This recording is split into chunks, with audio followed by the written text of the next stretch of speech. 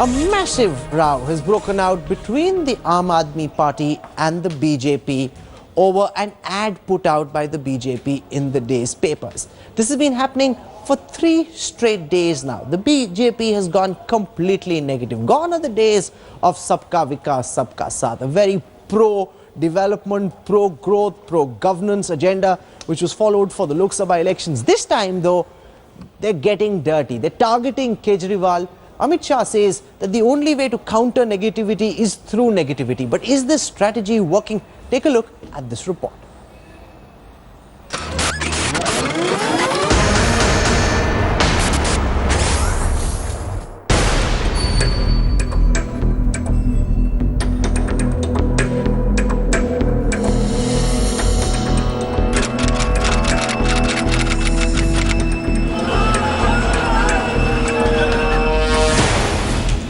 This is the ad that's kicked up a storm.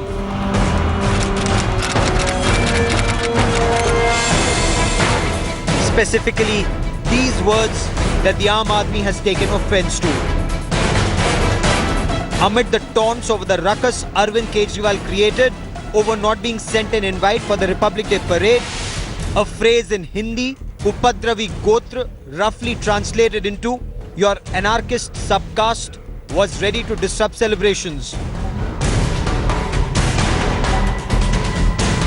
The response from the Aam Aadmi Party was quick and measured, resulting in an all-out war with the BJP. पूरे अग्रवाल समाज को उपद्रवी बताया है। उन्होंने लिखा है कि मैं उपद्रवी गोत्र से हूं। भाजपा की लड़ाई मुझसे हो सकती है। उन्हें जो कहना मेरे बारे में कहे, वो पूरे अग्रवाल समाज को उपद्रवी कैसे कह सकते हैं? वास्तव में ये मुद्दा एक राजनीतिक लाभ को उठाने के लिए उनका जो राजनीतिक व्यवहार है, जो उनका अराजकता का डीएनए है, राजनीतिक संदर्भों में की गई बात को वो एक दूसरा ट्विस्ट देना चाहते हैं। Next stop for both the parties was the Election Commission. The Aam Aadmi Party and the Bharatiya Janata Party filed their complaints within minutes of each other. Aam Aadmi Party for BJP insulting a particular caste and the BJP for AAP bringing up a caste angle into Delhi politics.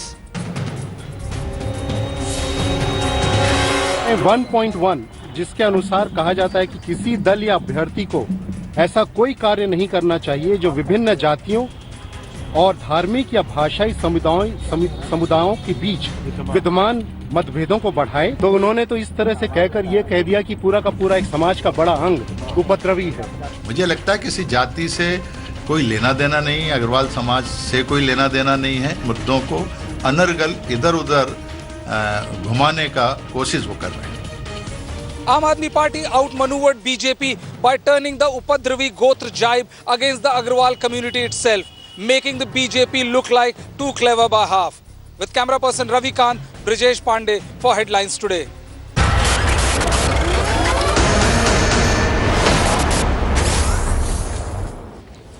Joining us in the newsroom now, one of India's best-known ad gurus and marketing experts, Prahlad Kakkad. I must tell our viewers that he worked on formulating the Narendra Modi social media campaign strategy during the Lok Sabha elections on the Chai Pe Charcha strategy. Not Chai Pe Charcha, but about the Chai Wala strategy. yes. Okay, the Chai Wala strategy, which worked really well for Modi. And also with us at this time from Bangalore, we've got Harish Bijur, crack branding expert. Welcome to the both of you. For our viewers who haven't seen it, since these newspapers are not being published outside Delhi, can I just get my camera person to show you the 3 ads so that you get a sense of the tonality of what's being put out. सत्ता के लिए बच्चों की झूठी कसम खाऊंगा और दिन रात ईमानदारी का डंका भी बजाऊंगा. This is the first ad. This is where you got Anna Hazare with the garland, and that became a big controversy because they said, why is a living man being garlanded? That doesn't happen in India. This is the second ad. आम आदमी हूँ जी, सरकारी बंगला नहीं अपनाऊंगा, पर 15 दिन में आलीशान मकान में जम जाऊंगा. This is, Kejriwal earlier saying he didn't want a government bungalow, then wanting a 5-room bungalow. In fact, not just 1 but 2. This is the latest provocation. Ad number 3. मेरी ना सुनी तो 26 जनवरी का प्रोग्राम भी बिगाड़ जाऊंगा. और 1 साल बाद VIP पास की गुहार भी लगाऊंगा. This is ad 3. Now, Prahlad Kakkad, I want your sense of a deeply negative, personalized attack campaign against Kejriwal and AAP. Is it working in your view? I think it's unnecessary because in my experience, I've found that when you get personal and when you get a little hysterical about that being personal, it usually alienates people. It doesn't, they don't laugh with you. They laugh against you. Or they don't laugh at all. They get slightly... So you're saying it could be generating sympathy for Kejriwal? Yes, I think so. Because Harish Bijur has a different view on this. Harish, you've again studied the BJP campaign very, very closely. Why is it that you feel that these campaigns are working? Why do you think that, you've seen Prahlad Kakkad say, he says they're generating sympathy for Kejriwal. Do you agree or disagree? Harish? I don't think it's going to elicit sympathy for Kejriwal. My point of view is simply this, that elections are the funnest times, to use bad English, because the common man on the street is looking for attack versus attack. So what really happens is when somebody pokes his finger into somebody else's eye, it becomes a point of conversation. And particularly these three pieces have their roots in some degree of actuality. Of course, facts are twisted over a period of time. But then, people love it. And elections are fought on the streets, not in suave homes like yours and mine. And to that extent, people on the street love these debates, love the kind of caricatures, and, it's considered to be a lot of fun. So actually, it's going to work for the BJP at large. You're saying it works because the only way to counter negativity is through negativity. I asked Amit Shah that question. He said, Absolutely. Negative counters negative.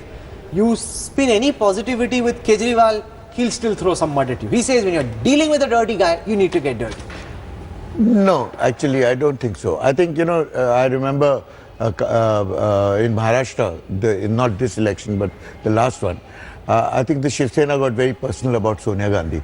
And I think it completely backfired against them because nobody bought it and they thought it was in bad taste. Now, the fact is that, there is a certain validity in the facts that they have, got, and twisted them to a certain extent to actually help them. What it usually does is it alienates a certain educated kind of class. It might not alienate the guy on the street, but it definitely alienates an educated kind of class because they don't want to get into this kind of campaigning. Our viewers would recall that when Prime Minister Narendra Modi received this attack from Priyanka Gandhi in Amethi where she said that Modi practices neech rajniti. She of course meant it to say that he practices very lowbrow politics or gutter level politics. At that time, Modi jumped on it and made it a caste issue. Said because I'm a chaiwala's son, because I'm a poor person, because I come from an OBC caste, that's why this princess is saying this. And he spun that around. Harish Bijur, do you think today, in the manner in which the word Gotra has been used by the BJP, Kejriwal's given the BJP a taste of its own medicine? Because if you see this ad, they're not referring to the Agarwal Samaj or the Banyas. They're doing no such thing. This is a reference to his Gotra in a very colloquial kind of way. And he spun it around really sharply. What do you think Modi is getting a taste of his own medicine, Harish? I think so. I think Arvind Kejriwal is giving it back to him, even though it was the initial barb wasn't aimed at him, it was against Priyanka. So if you really look at it, I think people love to twist language, and therefore whenever you use language, you need to be very careful. Now the Gotra and the Agarwal community, I don't know where the Agarwal community comes in from. Obviously, it's related to Arvind Kejriwal and co. But the point simply is, when Arvind Kejriwal mentions this, I don't think it goes positive for him or for the Agarwal community as such, because everybody knows that this is taking it a bit too far. This is getting a bit too ultra sensitive. This is reading much more in the tea leaves than the tea leaves are actually packing.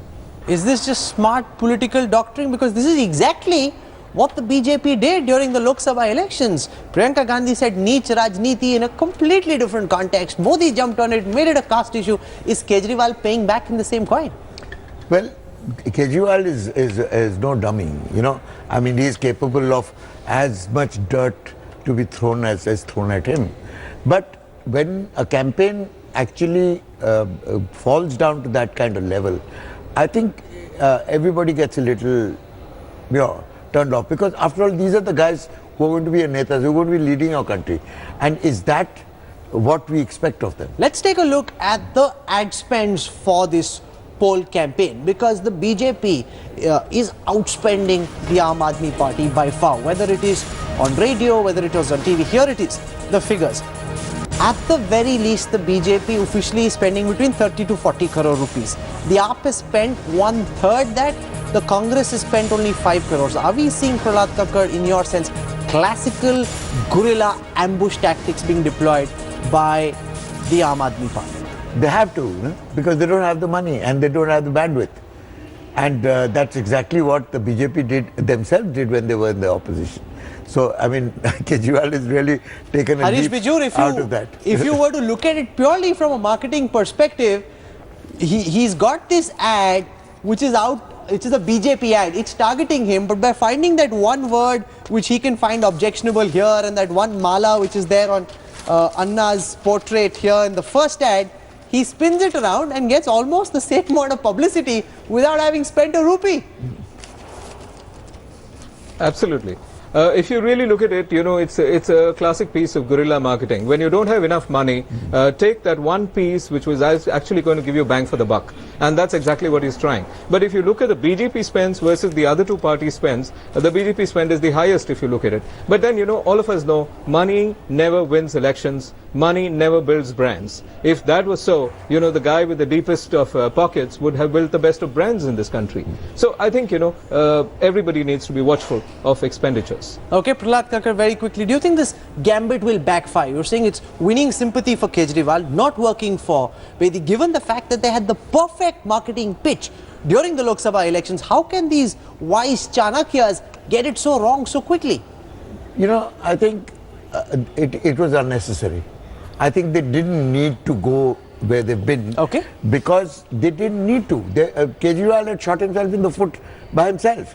And this is symptomatic. They've resurrected Kejriwal, you feel? Yeah, it's symptomatic of the fact that they're worried that Kejriwal has appealed to a certain class of people in Delhi, and they're not that confident that they will just walk through the door. It's been great having you with us on the newsroom. Do you like our newsroom, Prahlad, as a marketing guru? You like it? Yes, great. I think It's been fabulous having you with us on the newsroom. Thank you so much for joining us. Thanks also to Harish Bijur. Next time you're in Delhi, let's have you in the newsroom as well. Thank you so much, sir.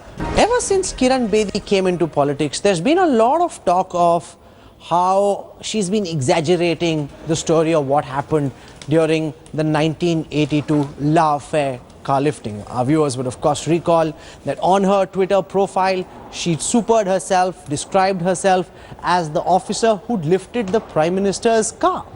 Then reports were put out saying that Kiran Bedi actually had nothing to do with that car lifting, that Indira Gandhi wasn't even in India at that time, and that she just built an urban fable around her. This story confounded me as well. So this morning I went for a walk at the Lodi Gardens with ACP Nirmal Singh. Now, Nirmal Singh was in 1982 a sub-inspector, and he was at Minto Road in Connaught Place at that time. He was the sub-inspector who lifted the Prime Minister's car. So what happened at that time? Is Kiran Bedi correct in claiming credit for that car lifting? Did she back him, or did she have nothing to do with it? Let's try and unravel the mystery of what happened in 1982.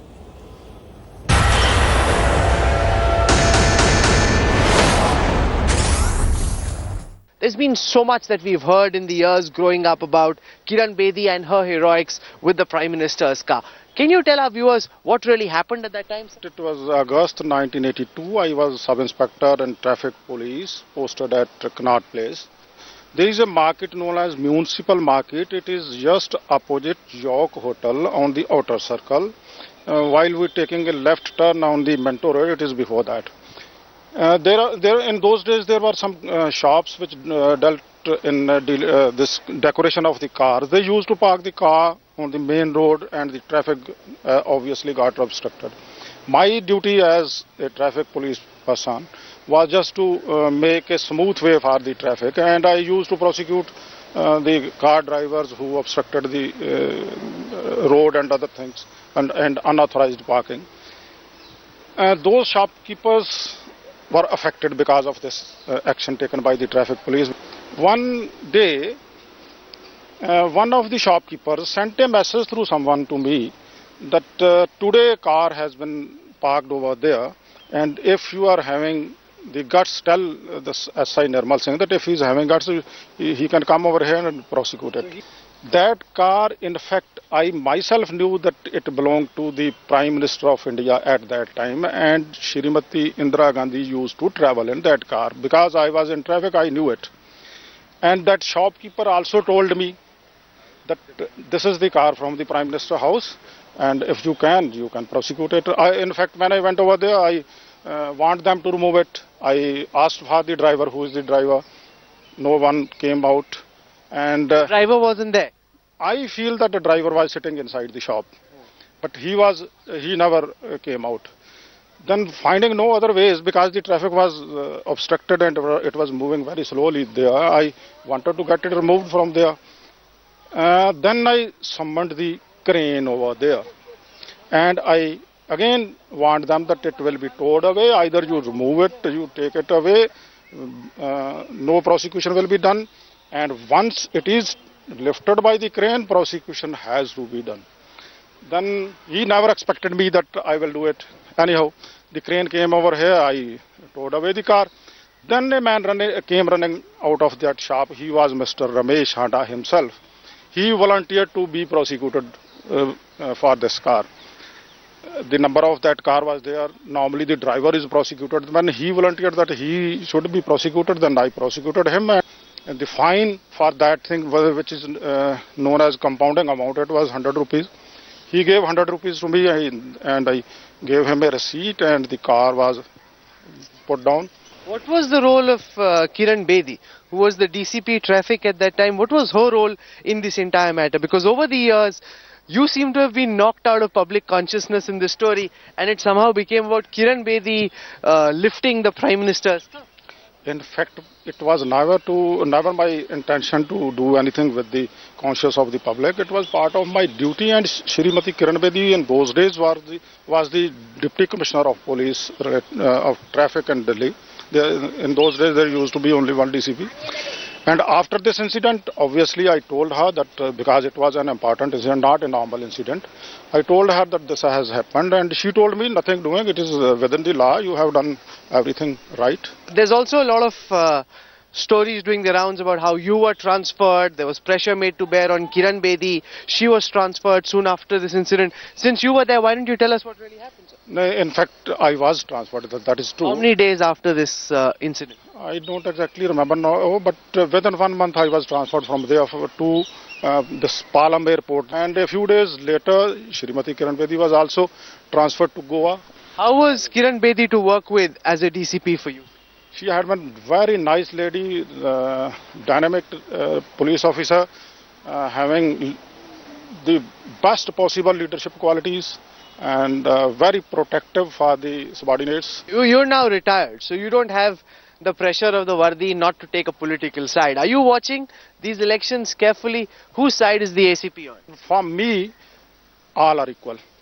This is the public which is to decide which side they will take and which party. No special sympathy for your former boss? Of course, I am sympathetic to her. Why should not it be? But I feel nobody is less in the field. Everyone is having good reputation, and everyone deserves to be elected. Well, you're being very diplomatic, sir. Policeman who's also highly diplomatic, ACP Nirmal Singh, for joining us here for a lovely walk at the Lodi Garden and for sharing your thoughts on what really happened and helping unravel that mystery. Thank you very much. Thank you, sir.